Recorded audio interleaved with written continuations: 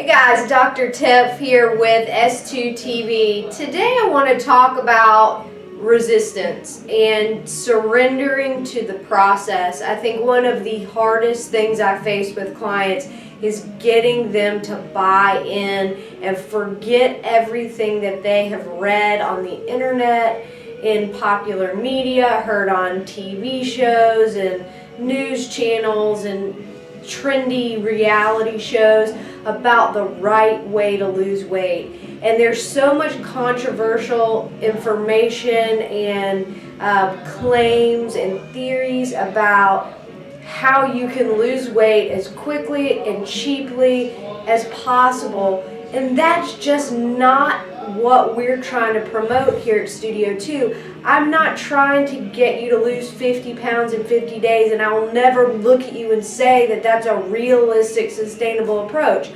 Have we seen people dropping 4 and 5 pounds a week at the offset of our process? Yes, absolutely. Depending on how much weight you have to lose and how quickly you're willing to make the adjustments necessary, we can see significant weight loss.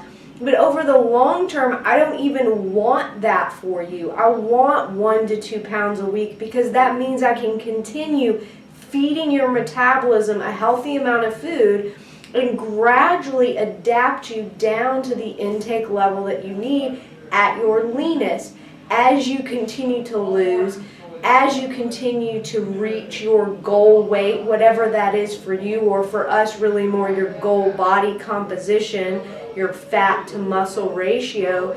Then we have to continue to change your intake. That may be up for some people and that may be down, so that you continue to adapt your body and your body can continue to process and metabolize healthfully. If you walk in my office day one and I look at you and I don't look at your intake from the last several months, I don't get a history of what you've been eating, things that you like, things you're intolerant to or allergic to. If I don't talk to you about the type of training that you're doing and I just throw out a 1,200 calorie diet, I'm setting you up for long-term failure because your body will immediately start adapting to that intake level, and it's called metabolic suppression. And it doesn't happen overnight. It doesn't happen of 2 or 3 days of under eating, or you get sick and you can't, get food down and all of a sudden your metabolism suppressed.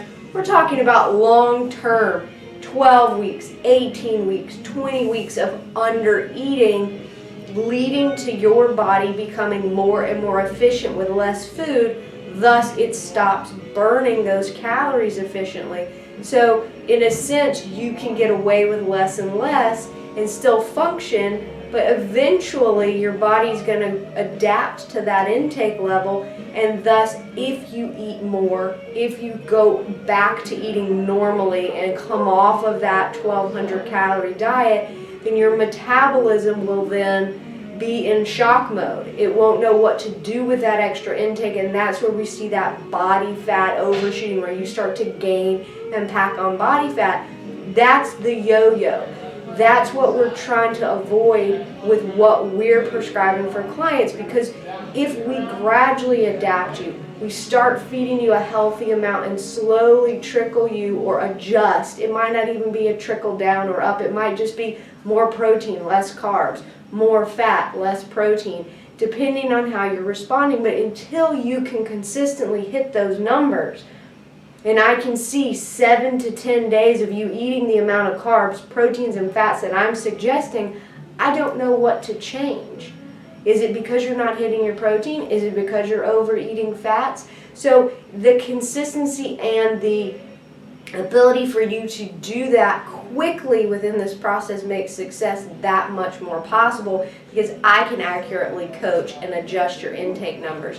So when you're in resistance to eating carbs, and I understand that because everybody poo-poos on the carbs, they're bad for you, they're the reason people have diabetes, they're the reason we're having obesity in this country. Yes, if you eat the amount and the excess that a lot of people are eating in this country, then the carbohydrate can be a negative fuel source.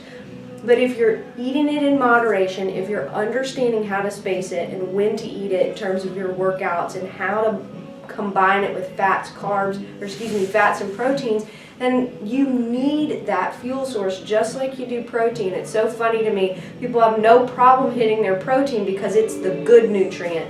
But as soon as I give somebody more carbs than they're comfortable with, they back away, they resist.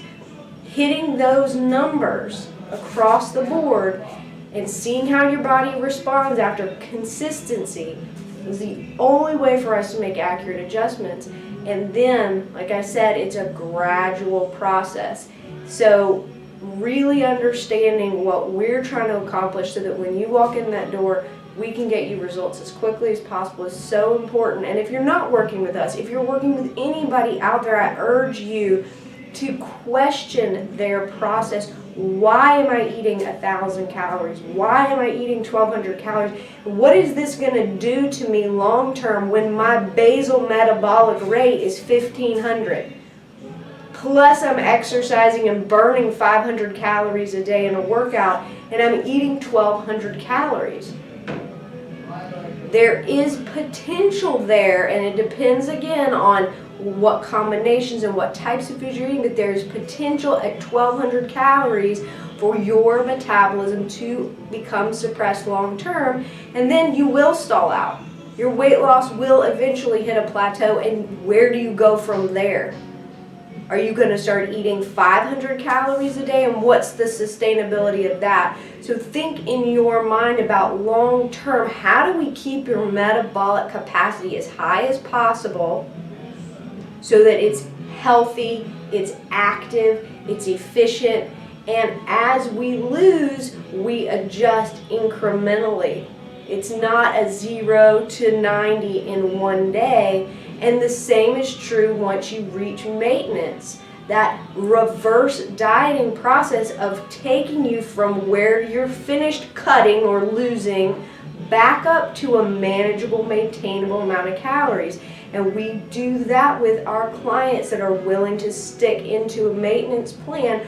We want to slowly increase their intake until their weight loss stagnates again. So let's say you walk in that door and you weigh 200 pounds and you get to 175 and you feel great, your body composition is where you want it to be, your energy levels are good, and you decide you're ready to stop, you're ready to maintain. We don't just cut the reins and say good luck.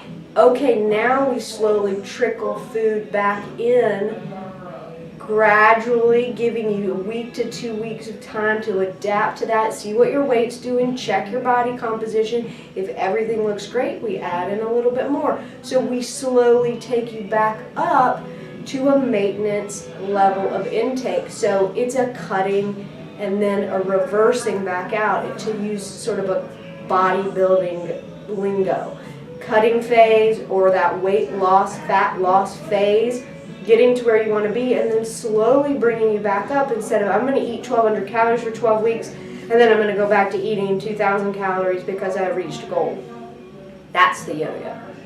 Don't get into the yo-yo. Come see us, please. Let us educate you. Let us do this for the long term, and don't expect quick results. That's not what we do here, and I hope that anybody out there looking for a program is trying to do some research and understand how it's going to impact them long term for healthful lifestyle changes, and not just a quick diet, fat loss, and then back to normal without maintaining your metabolic capacity. So I hope that helps kind of clarify our approach and our process. And if you are working with us, understanding why I'm always pushing you to hit those numbers, it's not because 10 carbs is going to make a difference in a day, but it's because until I see that for a week to 10 days, I don't know which way to adjust us, and I want to continue to be able to adapt us and get us to where we want to be for the long term.